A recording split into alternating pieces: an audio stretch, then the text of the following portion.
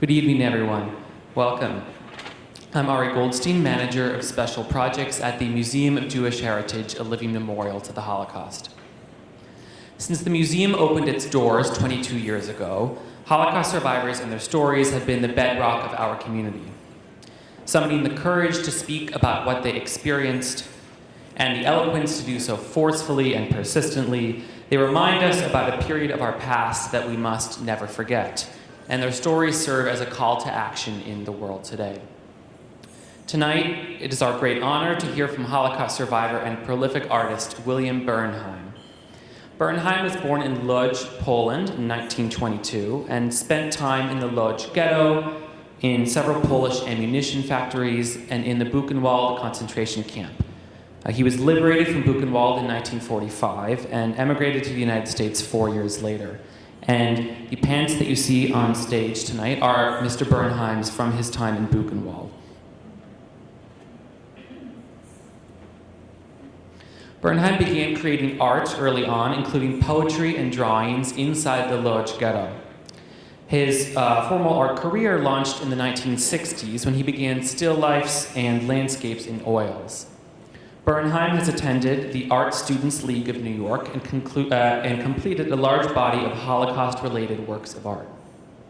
His book, titled My Story, From Hell to Rebirth, is available for purchase in our Pickman Museum shop. He's also just recovering from a cold, so we're very grateful to have his presence here tonight. There will be time for Q&A after Bernheim's remarks, and he will be available to sign books in the museum lobby at the conclusion of the program. Thank you all for coming, and without further ado, please join me in welcoming William Bernheim.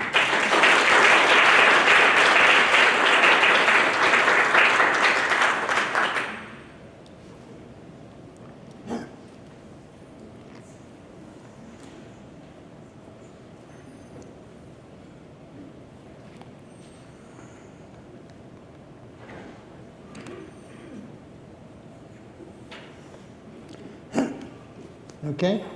Okay, you hear me? Excuse me. This is just excuse, you know.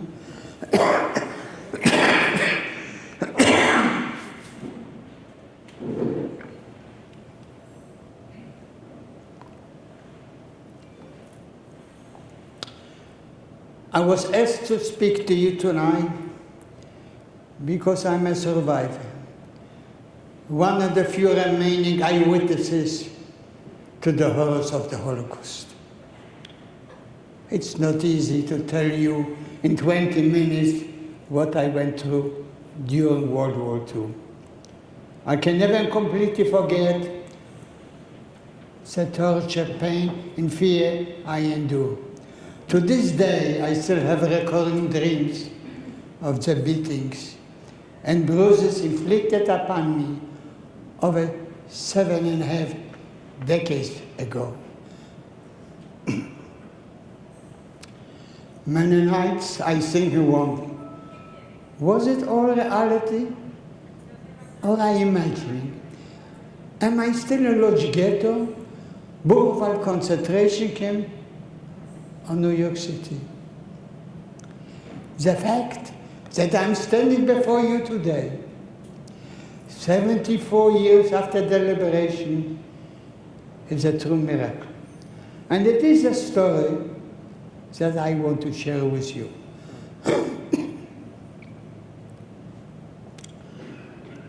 What could be said about the worst tragedy and darkest period of Jewish history? I often said that the ocean of ink cannot describe the torture, the suffering, the humanization of millions, men, women, children, Jews and non-Jews alike, who suffered at the hand of the Nazis. Until this today, I still wonder, how could the German, a such civilized culture people that produce great writers, composers and scientists, do such atrocities? Excuse me. I was born and raised in Lodz, Poland, the second largest city after the capital walls. Lodz was and still is a very modern city.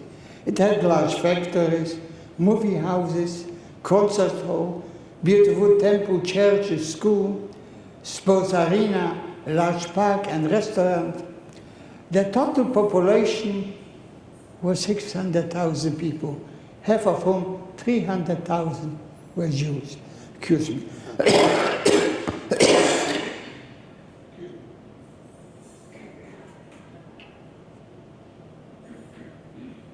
Like all the children, I went to school, drew and painted pictures, played sports, read a lot of books, and listened to music. I had a normal home and a social life. I came from a very large family. Also, they lived very comfortable. None of them knew what in store for them. Our family was prosperous, with numbers of homes and businesses. And by the time the Germans took over the city during the fall of 1939, my father and one brother had died. In 1940, my remaining older married brother, his wife and child were all deported and later killed.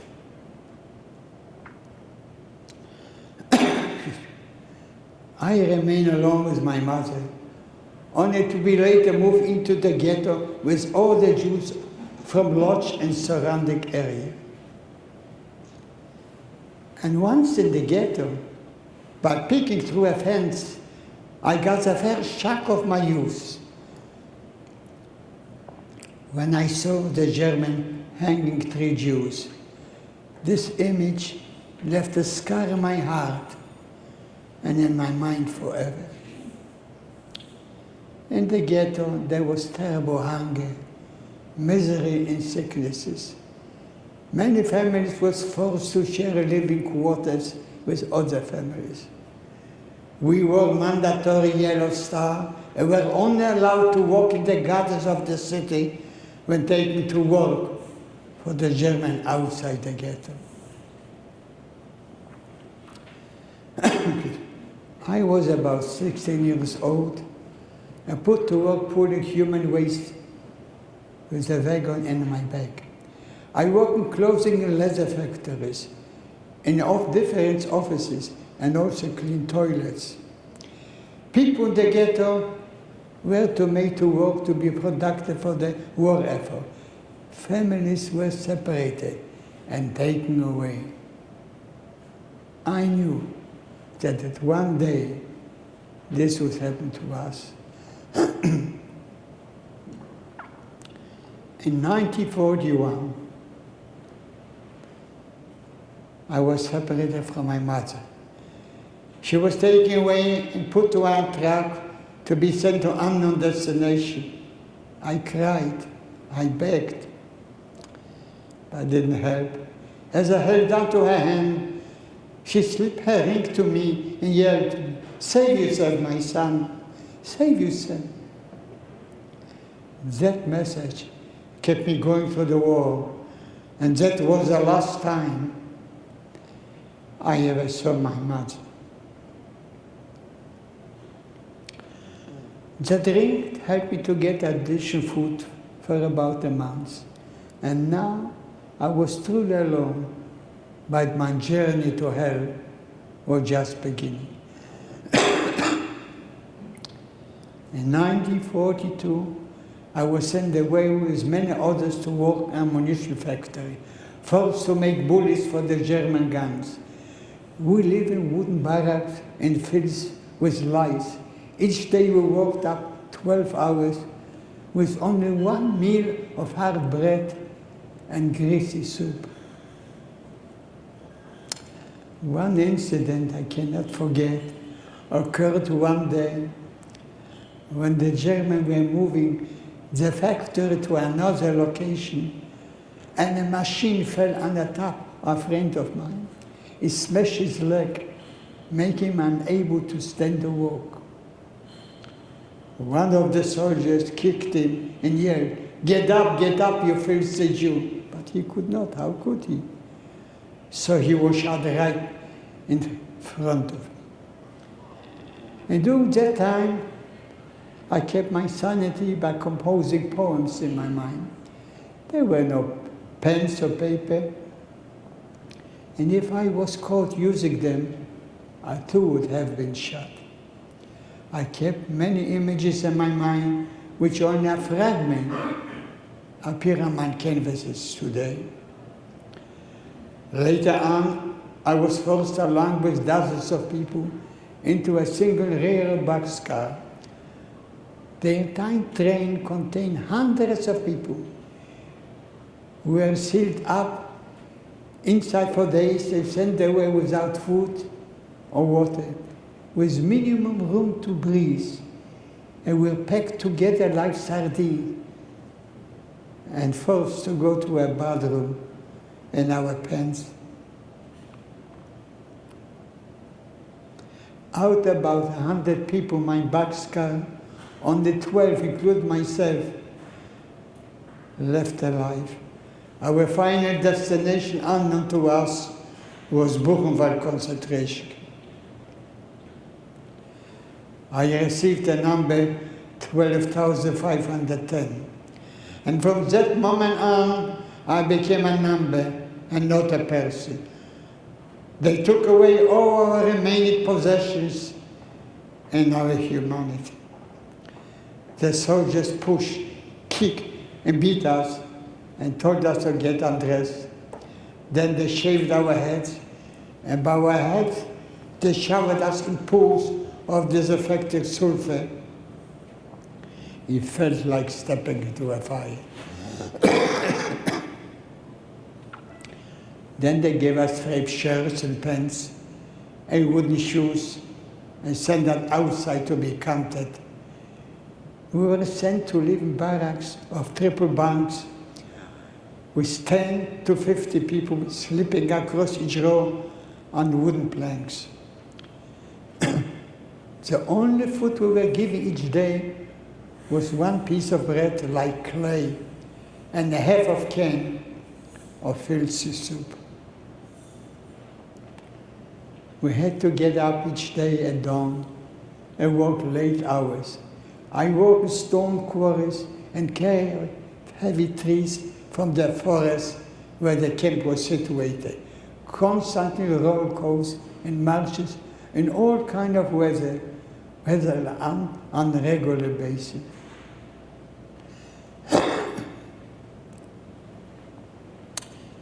One time, as I was working in the quarries, one of my wooden shoes fell into a ditch. So I wrapped my foot with a paper I found from the discarded cement bag.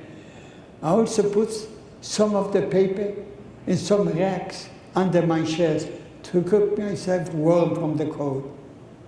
But I returning to camp.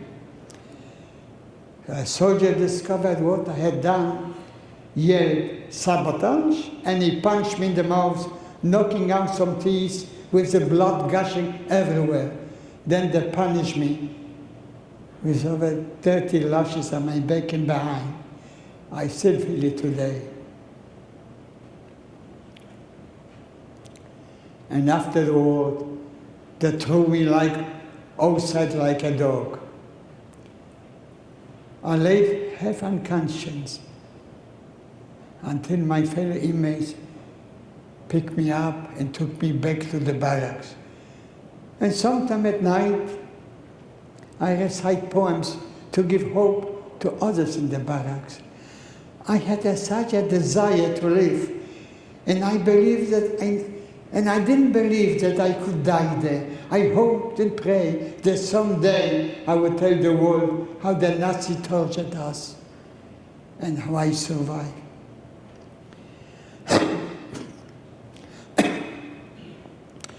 By April 1945, I was in Buchenwald approximately 2 years. The Germans were losing the war and tried to kill as many people as possible, so there wouldn't be any witnesses to tell all the horrible things they did. The German soldiers rounded us up in a large plaza to take us out on a dead march. We all knew what this meant, that very few of us will survive. And after hours of standing and standing and standing, we suddenly heard a siren. The German panic. The image started running in different directions.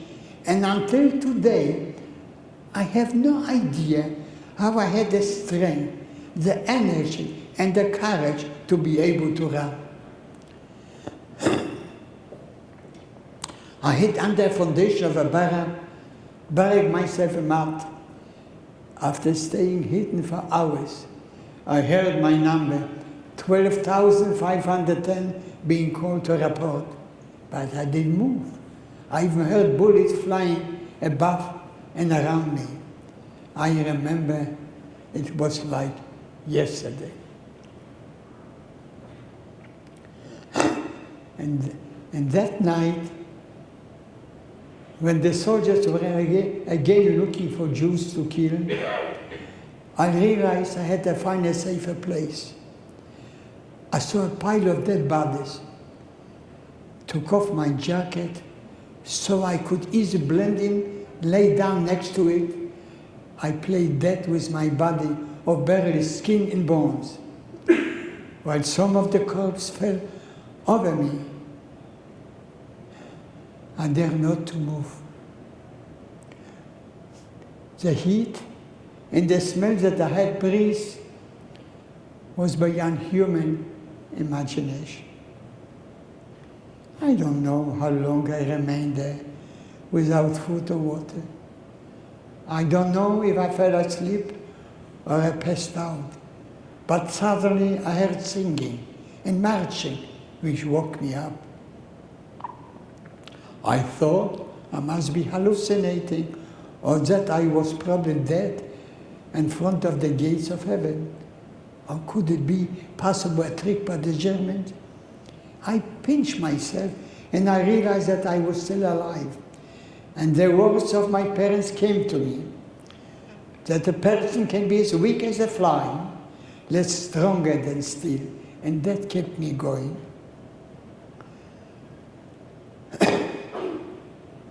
Then after many hours or possible days, I couldn't take it anymore.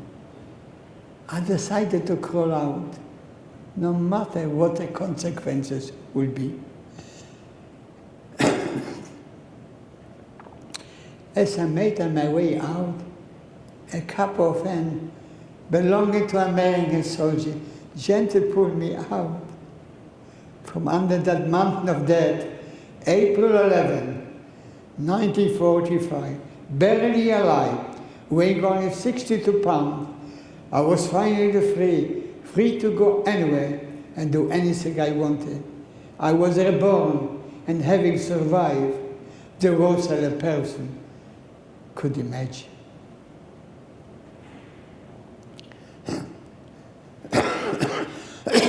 Excuse me. While I was still recuperating in Germany after the war, I had plenty of time to wonder whether I would be able to find any of my family members alive, and whether I would have a normal life, get married and have a family, and how I support a family without money, education, or trade. I even worry whether or not I would have a son of mine circumcised, for fear that the past could repeat itself. And above all, would I ever be able to laugh and trust again, or would I be consumed by vengeance and hate? And when I came to America, I was a broken man, physically and emotionally. But this country gave me a new life and hope for the future. I accept everything in stride. I never went to any institution or organization for support. I had my pride. I was grateful to be in this country. I did any kind of work, 12 to 14 hours a day, from washing dishes in restaurants to shiny shoes and many other jobs. I slept many nights in Central Park. I only attended 3 months of night school because the days and the night didn't have enough hours for me. Nevertheless, I succeed. God might have tested to punish me, but also rewarded me with a wonderful wife, who is my best friend for the past 68 years, a very devoted son and daughter, and 4 delicious grandchildren, and recently 2 great-grandchildren. I was silent for 50 years because my wartime experiences were still are very painful. I was stripped of my dignity as a human being and not ready to share my life story with anyone. But I couldn't forget how indifferent the world was to human suffering. Though I have written a book about my life and the impact of the suffering and torture I saw in personal experience, I decided first to tell my story through my art because it's more direct and emotional. So the themes of my paintings may seem frightening and graphic. They are just a fragment of my memories and experience which haunt me to this day. And as most of the survivors are dying, I remain one of the living witnesses to the crime which the Nazis committed against us for just being Jews. The torture men, women, and children who didn't survive live with me and demand to be given life. I'm driven to put my life experiences on canvas in order to share with future generations what must never be forgotten. My mission, therefore, is to tell the world what happened between 1939 and 1945. Those scenes in my painting challenge those who persist and deny the truth about the Holocaust. It is our moral obligation not to forget, especially now when Israel is fighting for its survival and the continued existence of the Jewish people. By coming here today, we have heard one of the last survivors how hatred and discrimination can snowball into a war which millions of innocent people, both young and old, were tragically brutally killed for merely being Jews. We have to educate children, teenagers, young adults, not to be encouraged or influenced by individuals and forces that can blind them with distorted beliefs, leading to misunderstandings and hatred. I often ask myself lately, the cathedral on Notre Dame in Paris was in flames. The world was stunned and tried to save it as quickly as possible. But when our holy books, synagogues, and loved one was burning, the world was blind, deaf, and silent. Sadly, not even 75 years of recording the piles of ashes and the testimony of the Holocaust survivor has made even the slightest impact on the disease that it is anti-Semitism. So please, never take for granted your precious freedom, bread, shelter, school, parents, teachers, even the clothes on your back. We must all learn from the past and strive for better tomorrow.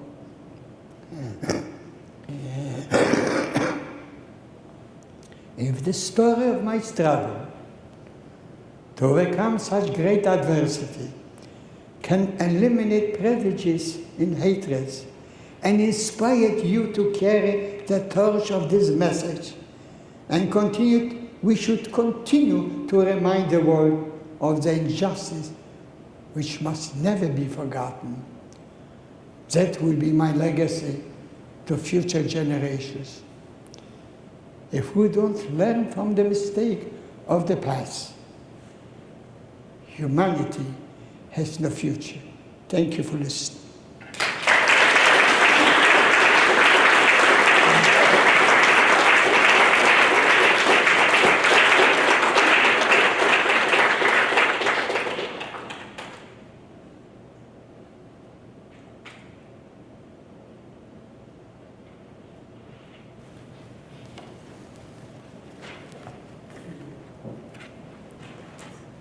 Can everyone hear me? Okay, thanks. Good evening. My name is Taylor Bernheim Young, and I have the privilege of being William and Lucille's granddaughter. I'm going to walk you through my grandfather's artwork. Kiddush Hashem, publicly sanctifying God's name in death. When the Germans invaded Poland in the fall of 1939, forcing the Jews to watch helplessly as their holy books, scrolls, and synagogues went up in flames, one rabbi holds tightly to a sacred Torah, sacrificing himself too, for his life has no meaning without it.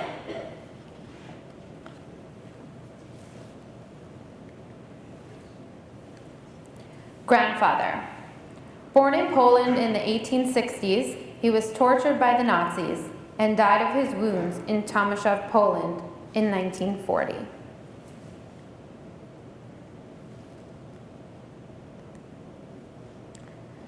Yizkor, memorial prayer.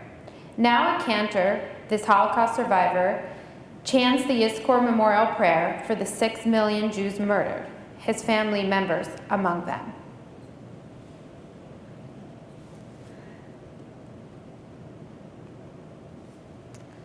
The Lodz Ghetto, 1940.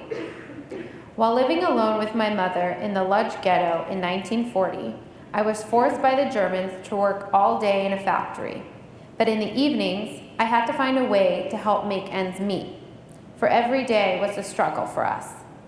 Each day after work, I would roll cigarettes, and during those freezing evenings, I would sell them on the street in front of our house, and go home when I had some money to give my mother. Working all day in the factory and selling cigarettes at night was the necessity of life in the Lodz Ghetto.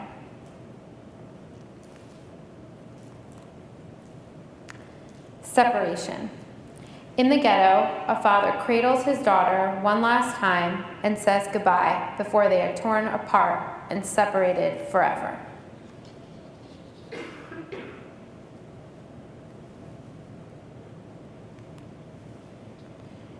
You're next. In the Lodz Ghetto, a Nazi officer instructs his soldiers to round up every Jew they could find in the area, every young, old, healthy, and weak man, woman, and child. Then, without reason or provocation, and with no excuse except for his sick mind, he begins to shoot indiscriminately at the mass of huddled Jews, sadistically shouting, "You're next."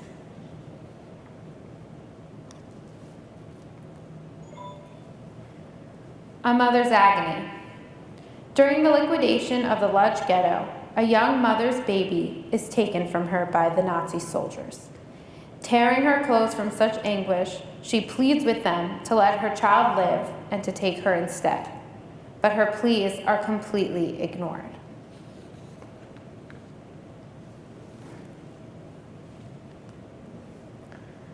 The ring. In 1941, I was separated from my mother when she was taken away and put on a truck to be sent to an unknown destination. Though I cried and begged, it did not help. As I held onto her hand before we were torn apart, she slipped her ring to me and said, "Save yourself, my son." That was the last time I ever saw my mother.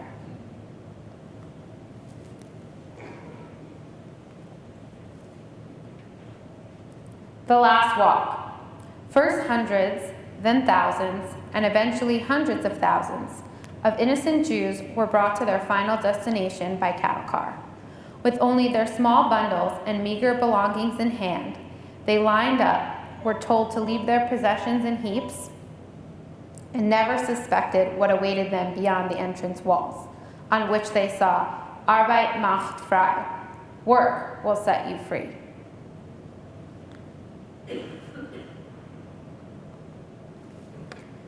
Hell on earth. European Jewry reduced to ashes. The Nazis stripped, dehumanized, and killed 6 million Jewish men, women, and children, innocent victims of a mass destruction that tried to annihilate the entire Jewish population from the face of the earth. Their spirits were broken, their bones crushed, and their bodies burned in ovens, all in the name of German culture. And yet no flame could destroy their souls.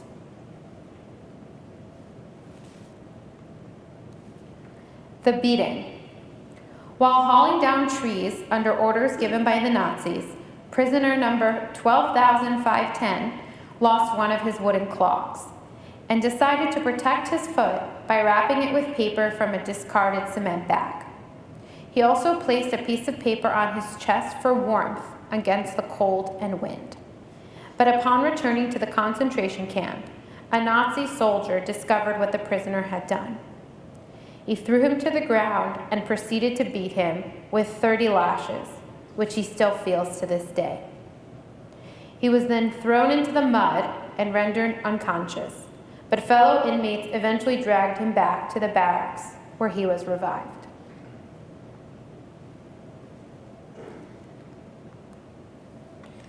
The showers. Starved, shaven, and stripped of their dignity and all possessions, the Jews of Europe during World War II were herded like animals into showers of poisonous Zyklon B gas. Young and old alike, parents and children, religious and non-religious, totally dehumanized, their bodies eventually burned to ashes in the crematoria.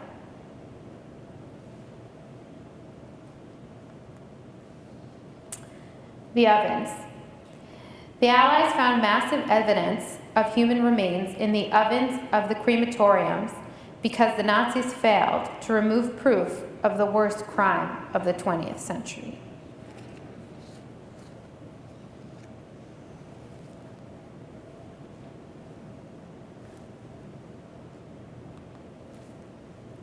Groping in the dark. Just as the blind man gropes in the darkness, during my years in the concentration camp, I desperately hoped to find my way out of the darkest depths of a living hell, while the smell of burning flesh from the crematorium drifted around me. And just like the bare tree standing alone in the silence of night, I was stripped of my dignity and humanity, but not my will to live, and wondered, would I ever reach the light of freedom so far in the distance?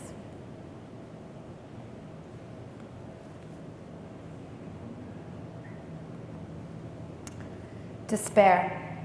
After years of imprisonment in Buchenwald Concentration Camp, an inmate stares blankly through the fence without any hope, believing that the unknown is worse than any torture he has already endured.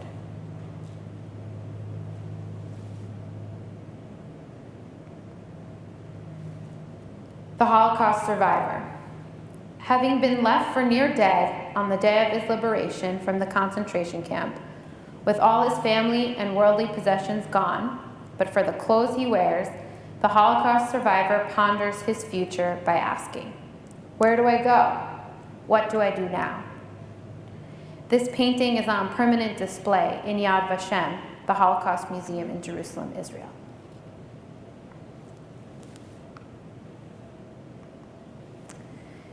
Reflection.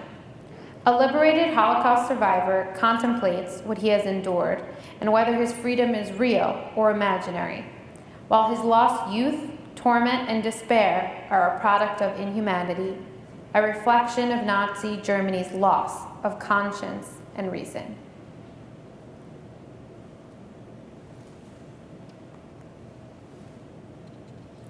Self-portrait of a Holocaust survivor. After hiding for days under a pile of dead bodies, I was liberated from Buchenwald Concentration Camp by American soldiers on April 11, 1945. Weighing only 62 pounds, I took my first bite of bread and sip of water as a free man.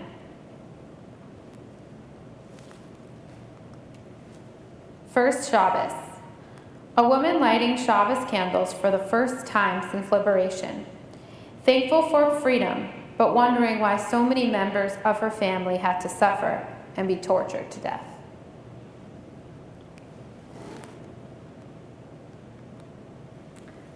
The hand of God. I have been asked many times how I survived the horrors of the Holocaust. I came to the realization that it was the will of God and His strong arm which pulled me up and out of that living hell.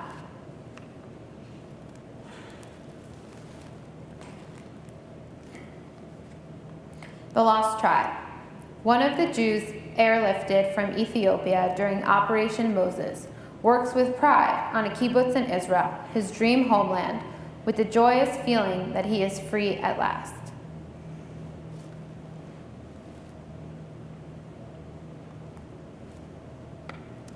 Elie Wiesel, Haunting Memories. The Nobel Peace Laureate, a survivor of the Auschwitz and Buchenwald concentration camps, speaks out publicly on how words alone cannot portray the tragedy and horrors of the Holocaust, which continue to haunt him each day of his life.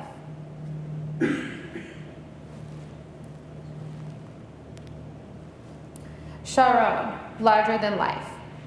Though he faced numerous obstacles and intense criticism, the former Prime Minister and General Ariel Sharon consistently fought for Israel's survival and continued existence. His primary goal was the security of and the peace in the land of Israel.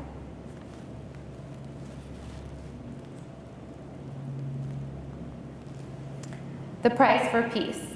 Yitzhak Rabin, soldier, statesman, martyr. A military hero in 3 of Israel's wars, Prime Minister Yitzhak Rabin believed that the only solution to the Middle East conflict was to compromise and sacrifice land in exchange for peace with the Arabs. But when he signed the peace treaty, he signed his own death warrant.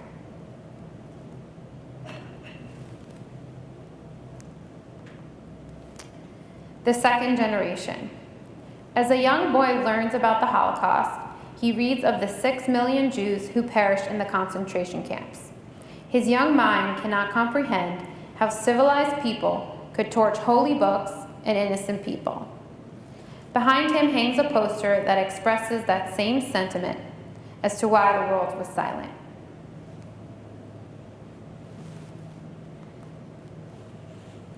Finally at peace, the search is over.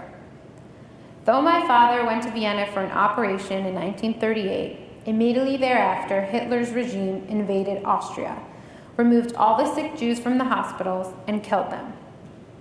For 32 years, I had an obsession to find out what happened to my father, hoping that he died in a hospital bed rather than being shot to death. After numerous leads over a period of decades, his grave was located in a cemetery which the Germans kept as a showcase for the Red Cross, in an ironic attempt to convince the world of their humanity.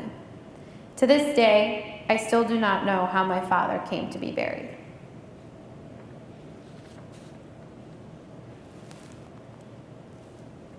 Zachor, remember. The artist in his studio explains to his grandchildren about the atrocities he suffered just for being a Jew at the hands of Nazis during the Second World War. How he lived in the Lodz Ghetto, was forced to work in German ammunition factories, and how he barely survived Buchenwald Concentration Camp, from which he was finally liberated on April 11, 1945. The stabbing, we will endure, honoring the heroes and victims of 9/11. Sadly, the terrorism of 9/11 refreshed my recollection of the death and destruction I witnessed over half a century ago. When I went to the World Trade Center site, the smell in the air reminded me of the smoke that drifted from the crematorium at the concentration camp.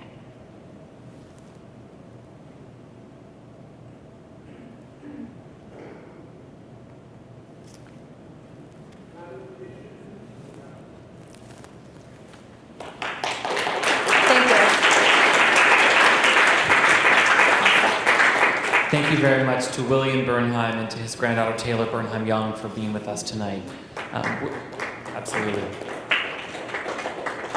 We're now in a period of Q&A. I'll start off with one question while you guys can get thinking, and then I think we'll have time for a few, and we'll see what you come up with. But I wanted to start, personally, William, I found these pants really striking, and I'm envisioning what it must have been like for you to carry these with you over the many decades since you wore them. Can you tell us about the pants, their history, and what they mean to you? I was liberated.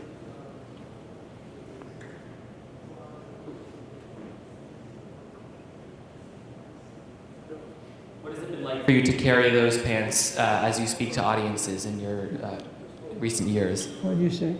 What has it been like for you to carry these pants which symbolize the hardship that you've experienced with you as you tell your story? This is my relic.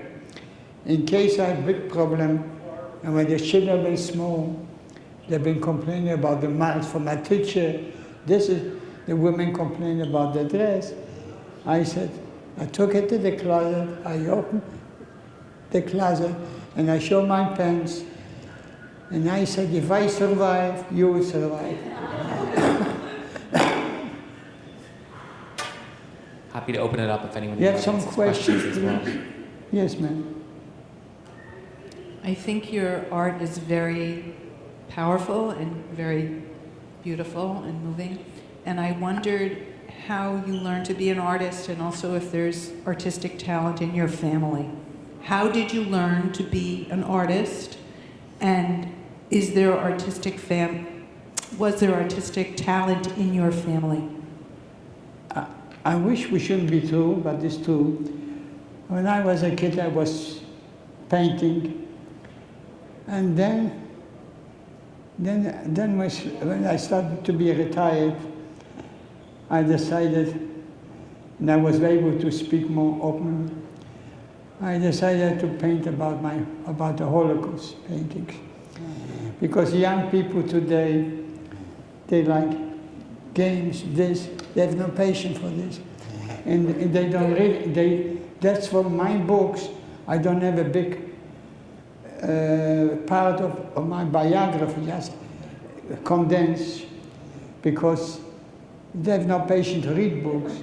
So that's why I painted. Maybe this will register in their mind to appreciate what is America, what is freedom, what are parents, and what I got to give them life to appreciate life. Excuse me. Part of the question was about your artistic training. You were at the art students' Well, league I for a went to while. the art student league because I was studying figure drawings with Gustav Rehberger and a very Russian good, excellent painter, Robert Brackman, who maybe you know, very famous colorist, and pastel with Daniel Green for many, many years. But I find my own style. Now I cannot paint too much because I have a little rheumatoid arthritis. No more questions? No business? Good. You worked in a factory in Lodz, right? What were they manufacturing in factories? They manufactured clothing, uniform for soldiers. And the leather factories, we used to make belt and pockets with sewing, you know. Yes, ma'am. First of all, thank you for sharing part of your story. I'm also, my father was a survivor of Buchenwald. What was his name? Meyer Laser Hirschkopf. And his brother Shulam, also, Shulam Hirschkopf. My question is about, do you have any thoughts on intergenerational trauma? What? Do you have any thoughts about the trauma of your stories being passed down to your children and your grandchildren within your family? Could you repeat, Mr. Goldstone, can you repeat the question? Thank you. The question was about the way that trauma moves between generations in a family and what it's been like for you as a survivor You see, to pass that down. I was unlucky and lucky. Lucky that I have a delightful little dynasty, we thank God. And I also lucky that I developed a selective memory.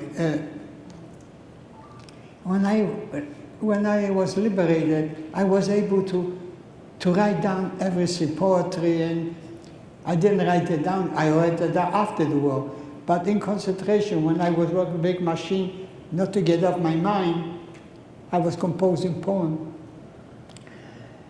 And I had many poems, about 140, but after those many years, you're forgetting.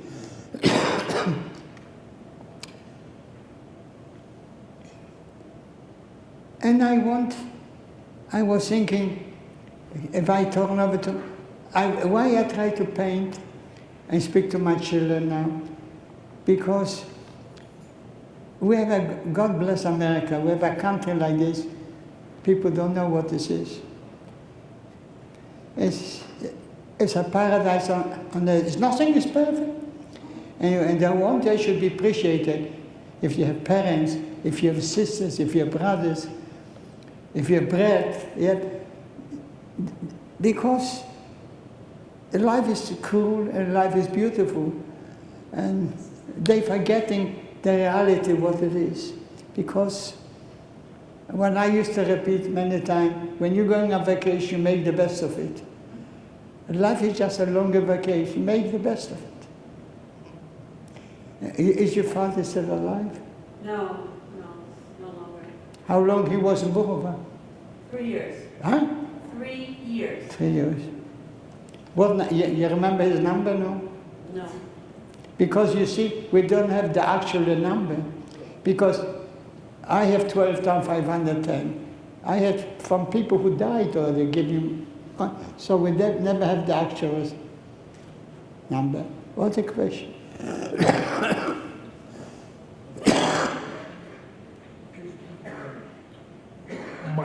My question is more like follow what you just said. Do you keep contact with people, with other Jews and non-Jews who were in the camp? I don't hear. My question is, do you keep contact with other inmates in the camp? The question was about whether you are still in touch with people with whom you are in Buchenwald. You asked me if I can come. Most of us died out. And you can come. Those people who are still alive, we're meeting each other on the vacation time, sometimes on the bar mitzvah, sometimes on the wedding. Very little of us remain alive. Thank you. We have another question over here, Mr. Bernheim. God bless you. I'm always delighted to hear you, Willie. Thank you. And with the rise in anti-Semitism, Yeah. especially this year, in your opinion, what measures can be taken to combat the prejudice? Eliminate? Combat prejudice. Fighting. It's, A disease, you have to find antidotes for the disease. So far, we didn't find it. it's a good answer. This is Mr. Faxman. No, Mr. Faxon. If Mr. Faxman doesn't know, I don't know. There's another question from over here. I was going to wait till later to ask you privately, but as long as you open the door. My father was born in Lodz in 1922 and was there until the liquidation and went to Auschwitz. from Auschwitz went to Ordruf, next to. Oh, this is tough. They used to make missiles. That's what he And did the yeah. in Ordruf, underground. Underground. Yeah. His name is Jezik Bierenzweig.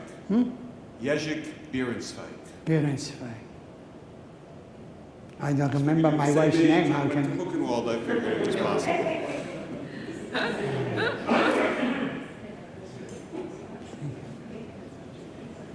From, what is it, Bierenzweig? Bierenzweig, Was he born in Lodz? Yes. Is his parents were born in Lodz, or they came from two Lodz? Thomas. From Tomaszów. My wife is from Tomaszów. Which Thomas? Which Thomas? Lubelski or Masakian? He doesn't know. Right. So, thank you so much. If you have one more question, important question. The Let's best. take two more, one in the front row The here best and then question. more into Yes, the ma'am. close.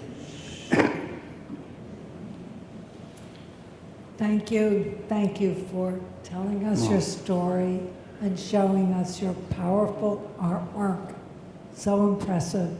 But I'm here to see you, so important, because my mother's family was from Lodz. They were all incarcerated in the Lodz Ghetto. I still have letters that were sent at that time asking for help to my mother.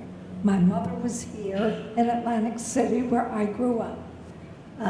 But the interesting part of my story is that while my mother's family was incarcerated in the Lodz Ghetto, my brother, Joey, dropped out of Temple University to join the army, and he ultimately was sent to Buchenwald, where he was a part of the 120th Evacuation Hospital, but it was attached to George Patton's 3rd Army.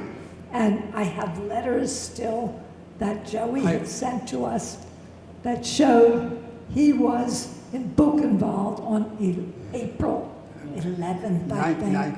Thank you. Yes, with Louis. I believe, yeah, but the Americans didn't liberate it right away. They came 3 days later because they took the Weimar. Yeah. Thank you. Thank you. Thank you very much. Thank you, my dear friends. I do want to Thank get you to for one- coming. I do want to get to one final question we have. Oh yeah, come Sure. on. All right. Well, You come on. Give me the hat, please. Thank you. The head. I'm a young married person, and I'm wondering what it was like to get married and share your life with someone. Say it, repeat, please. Oh, I'm a young married person, and I'm wondering what it was like for you to get married after such a trauma and build a new life with someone else. You're nothing better in life if you have with somebody to share, bad and good. So share for many, many years to come. Somebody else? No more business? if you guys have additional questions, Lodge in the forest. No, I was born somewhere, but on my citizenship papers it said Lodge. You're the first person I've met from Lodge. No, thank you. Her parents were hiding out in the forest from the Nazis. Everybody, my dear friends, like I say, everybody has a package. One has smaller, one has a bigger, but as long as you can carry your head.